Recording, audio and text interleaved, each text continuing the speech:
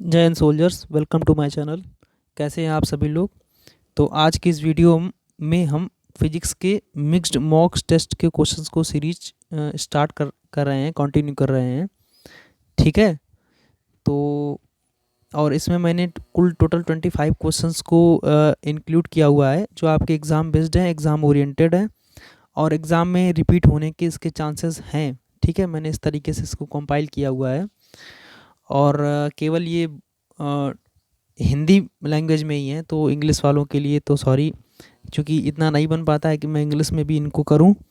तो total 25 questions को पूरा सेट मैंने बनाया हुआ है और आप लोगों को करना क्या है, आप लोग इसका लास्ट में अपना स्कोर भी करेंगे और शेयर भी करेंगे इस वीडियो को और अपनी राय यूट्यूब के कमेंट सेक्शन में ज़रूर देंगे। ठीक है, तो चलो फर्स्ट नंबर को आपको करना है। ठीक है, इसके 4 ऑप्शंस आपको पढ़ना है, एज्यूम करना है और बाद में आपको लास्ट में आपको स्कोरिंग बताना है कि कितना स्कोरिंग आपको आया। ठीक है, तो इसमें फर्स्ट नंबर क्वेश्चन दिया गया है कि सार्वत्रिक गुरुत्वाकर्षण नियतांक का विमीय सूत्र है। ठीक है, तो सार्वत्रिक गुरुत्वाकर्षण नियतांक 4 ऑप्शन इसमें दिए हुए हैं, आपको राइट आंसर बताना है।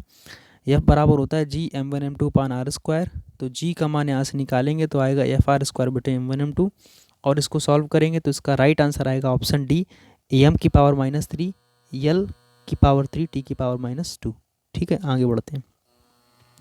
सेकंड नंबर को देखें, यदि ए वेक्टर व बी वेक्टर परस्पर लंबवत हों तो ये 4 ऑप्शन दिए हुए हैं, आपको इसका राइट आंसर पता होना चाहिए। ठीक है, तो इसका राइट आंसर होगा ऑप्शन सी, ए वेक्टर डॉट बी वेक्टर बराबर 0। ठीक है, आगे बढ़ते हैं। एक वृत्ताकार मार्ग पर गति कर रहे कण की चाल नियत है तो उसका वेग। ठीक है, चूँकि 25 क्वेश्चंस को हमें डिस्कस करना है तो थोड़ा जल्दी से ही करेंगे। ठीक है, ताकि एक फिक्स्ड समय में पूरे 25 क्वेश्चंस आपको करने हैं। ठीक है, तो आप बताइए कि जब एक कोई कण होता है वृत्ताकार मार्ग पर एक नियत चाल से गति करता है तो उसका वेग होता है जो वो कैसा होता है, 4 ऑप्शंस में से बताना है आपको। तो उसका वेग हमेशा कैसा होता है, परिवर्तित होता रहता है। ठीक है, तो कण का वेग और त्वरण दोनों ही परिवर्तित होते रहते हैं, इसमें वेग पूछा गया तो वेग परिवर्तित होता है। ठीक है, तो इसका राइट आंसर हो गया जो हो गया ऑप्शन ए। ठीक, आगे बढ़ते हैं। फोर्थ नंबर क्वेश्चन को देखिए, 2 इलेक्ट्रॉन जो कि परस्पर 10 सेंटीमीटर की दूरी पर रखे हुए हैं। ठीक है, उनके बीच वैद्युत बल व गुरुत्वाकर्षण बल, यानी कि गुरुत्वाकर्षण बल और वैद्युत बल हैं। ठीक है, एफ जी व एफ ई हैं, तो एफ जी बटे एफ ई की कोट क्या होगी। अच्छा, मैं आप लोगों को बता दूं, इनमें से 4 ऑप्शन दिए हुए हैं, आपको राइट आंसर तो बताना ही है। ठीक है, आपको ये चीज़ भी पता होना चाहिए कि फोर्स ऑफ ग्रेविटेशन और फोर्स ऑफ इलेक्ट्रिक यानी वैद्युत बल, अगर इन दोनों में से पूछा जाए कि कौन अधिक प्रबल है तो आप बताएंगे कि फोर्स ऑफ इलेक्ट्रिक यानी वैद्युत बल अधिक प्रबल है गुरुत्वाकर्षण बल से। ठीक है, गुरुत्वाकर्षण बल कम होता है, वैद्युत बल अधिक होता है। वैद्युत बल का मान 1 होता है और गुरुत्वाकर्षण का बल का मान 10 की पावर -36 होता है। तो अब आप लोग बता सकते होंगे कि एफ जी बटे एफ ई का राइट आंसर क्या आएगा। तो इसका राइट आंसर है 10 की पावर -36, ऑप्शन डी। ठीक है, आगे बढ़ते हैं। फिफ्थ नंबर दिया गया है कि यम द्रव्यमान तथा आर त्रिज्या के ग्रह का जो पलायन वेग वो क्या होगा। 4 ऑप्शन दिए हुए हैं, इसका राइट आंसर आप लोग देख लीजिए।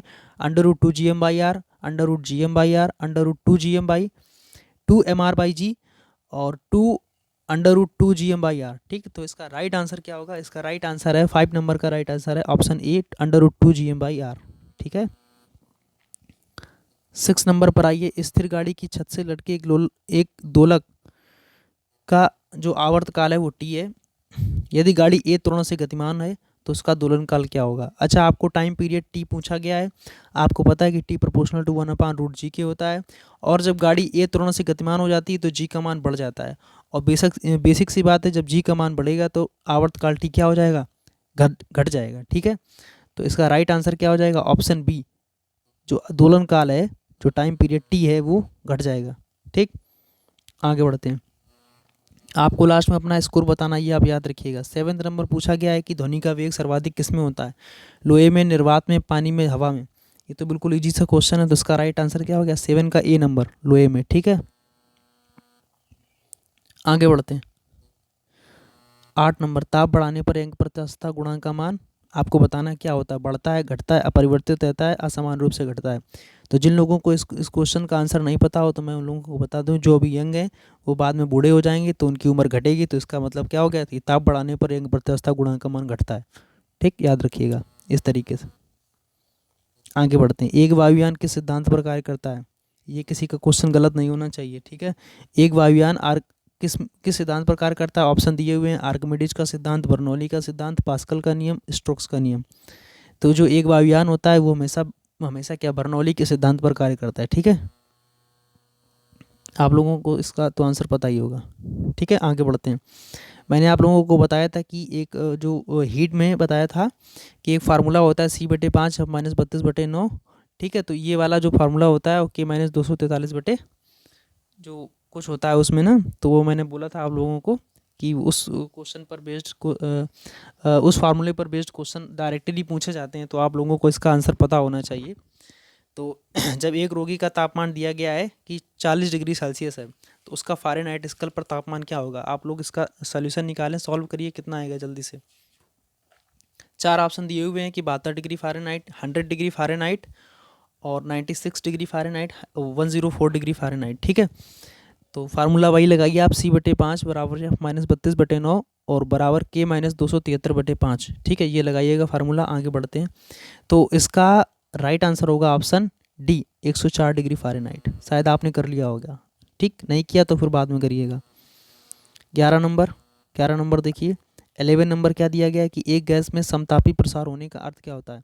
आप हमेशा याद रखिए, समदाबी प्रसार आएगा तो उसमें दाब फिक्स होगा, समतापी प्रसार आएगा तो उसमें ताप फिक्स होगा, ठीक है। इस तरीके से वो जो सम वाला आता है ना कि समतापी समदाबी, ठीक, तो उसमें से वही फिक्स्ड होता है। तो इस क्वेश्चन में दिया गया कि एक गैस में समतापी प्रसार होने का अर्थ क्या है? तो इसमें से 4 ऑप्शन दिए हुए हैं, आपको क्या ढूंढना है कि जहाँ ताप का प्रसार फिक्स हो, जहाँ ताप फिक्स हो। तो इसमें राइट आंसर ऑप्शन डी होगा, इसका ताप नियत रहता है, ठीक है। तो इसका राइट आंसर क्या होगा? ऑप्शन डी, ठीक है। आगे बढ़ते हैं।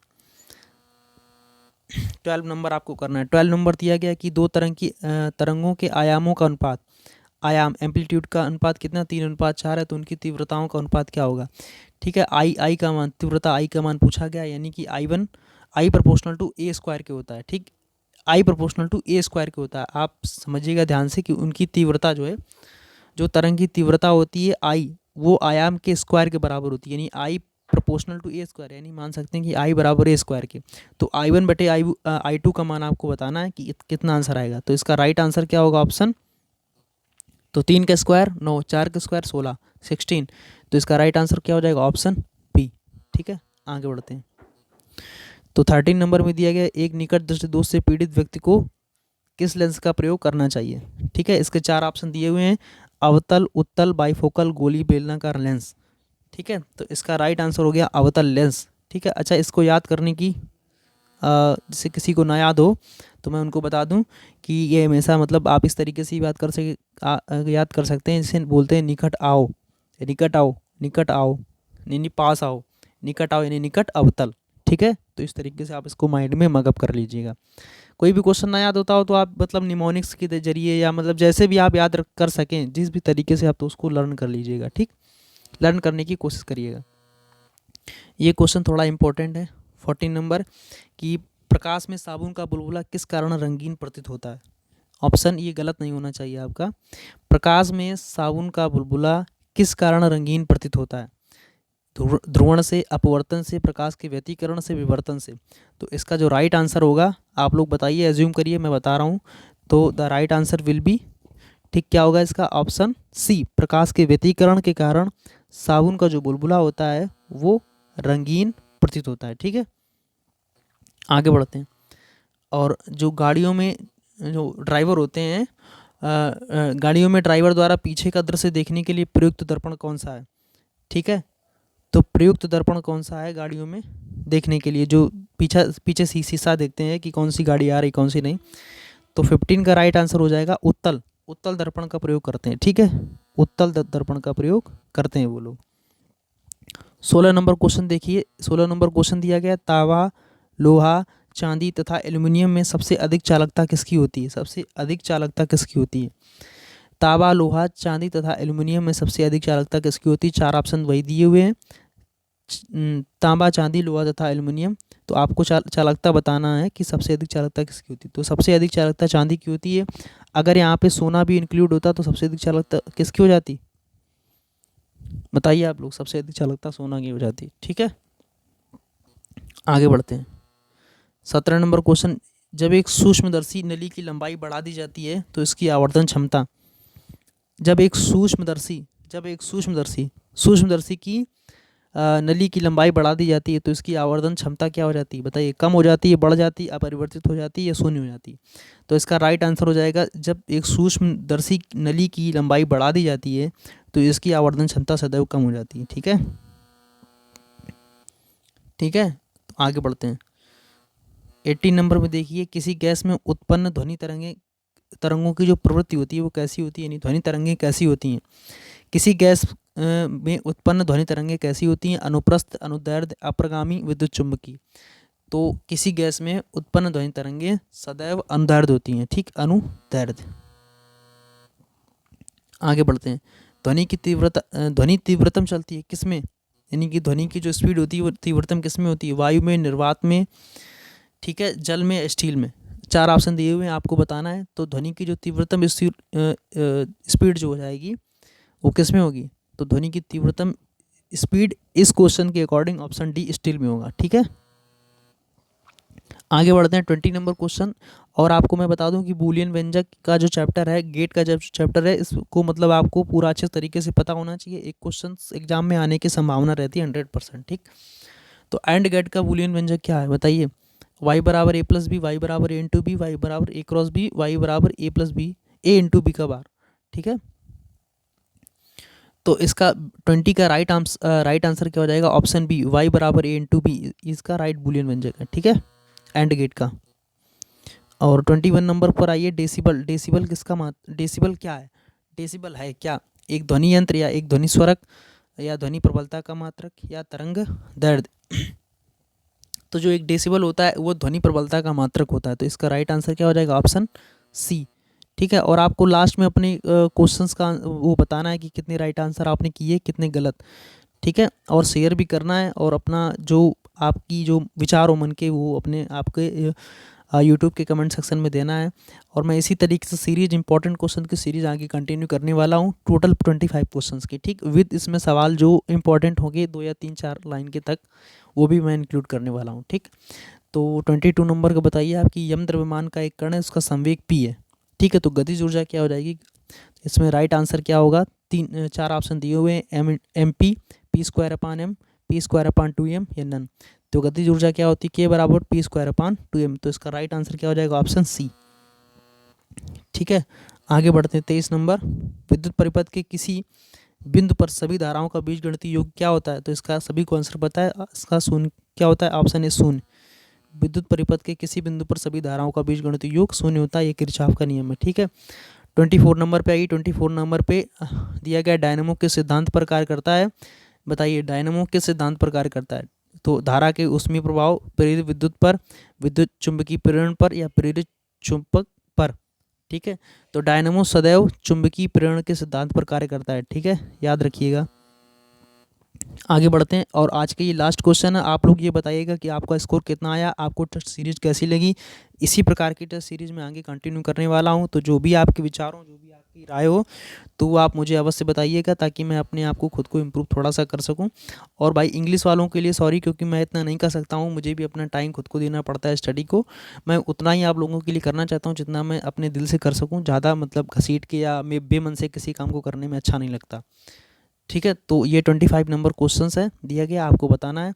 और इंग्लिश वोकैब के लिए कुछ लोग बोल रहे थे, तो आप भाई लोगों थोड़ा पेशेंस रखो। मैं बोल रहा हूँ ना, 25 मार्च तक सारी वीडियोस मैं अपलोड कर दूंगा।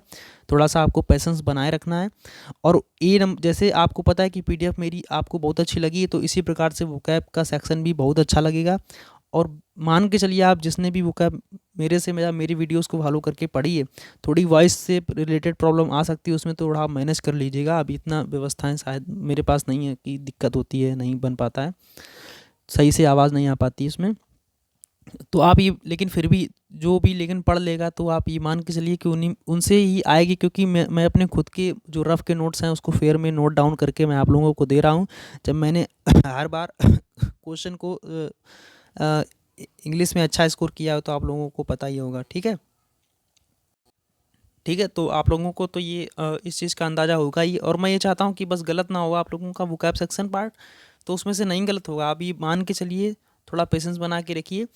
और मैं जैसे सिनोनिम्स जब पूरे हो जाएंगे तो सिनोनिम्स पूरे होने के बाद पूरे 10 क्वेश्चंस पूरे 10 सेट्स की जो 100 सिनोनिम्स होंगे और 500 वर्ड्स होंगे, उन सभी के मीनिंग्स ऑप्शन के सहित, चारों ऑप्शन के सहित लिख के मैं टेलीग्राम पर अपलोड कर दूंगा। तो आप वहाँ से अगर चाहें तो वहाँ से भी मल्टीपल टाइम से रिवाइज कर सकते हैं। और सिनोनिम के बाद मैं इसमें 1 वर्ड पढ़ाने वाला हूँ। 1 वर्ड के बाद आएंगे इडियम फ्रेजेस और 5 वीडियोस आएंगी आपकी एंटोनिम्स पर बेस्ड। ठीक है, तो 25 मार्च तक का आप समय दीजिए, आप धैर्य बनाए रखिए। 25 मार्च तक आपकी सारी वीडियोस अपलोड हो जाएंगी। बस थोड़े से पेशेंस की आवश्यकता है आप लोगों को। तो चलिए 25 नंबर क्वेश्चंस का आपको आंसर देना है कि वोल्ट प्रति एम्पियर किस भौतिक राशि का मात्रक है। ठीक है, चूँकि आपको पता है कि V equal to I R, ठीक है, V equal to I R, तो यहाँ से अगर R की वैल्यू निकालेंगे तो क्या आएगा, V बटे आई, यानी वोल्ट प्रति एम्पियर हो गया। ठीक है, V बटे आई बराबर R हो जाएगा। तो R किसका हो गया, तो R प्रतिरोध का मात्रक हो गया। तो वोल्ट प्रति एम्पियर किस भौतिक राशि का मात्रक है, तो प्रतिरोध का। ठीक है, तो आई होप आप लोगों को ये वीडियो पसंद आई होगी। तो और भी अगर आपको किसी भी तरह की क्वेरी हो तो आप लोग बेशक यूट्यूब के कमेंट सेक्शन में जाके आप हमसे पूछ सकते हैं। और आप लोगों का स्कोर कितना है वो भी बताना है और शेयर भी करना है। और बस यही आप लोगों से मुझे कहना था। और अगर इसी तरीके से मैं 25 क्वेश्चंस की सीरीज को आगे कंटिन्यू करूँगा। ठीक है, यही सभी भाइयों से मेरा निवेदन है कि इसको शेयर भी करें, अपना स्कोर भी बताएं। ठीक है, जय हिंद भाइयों।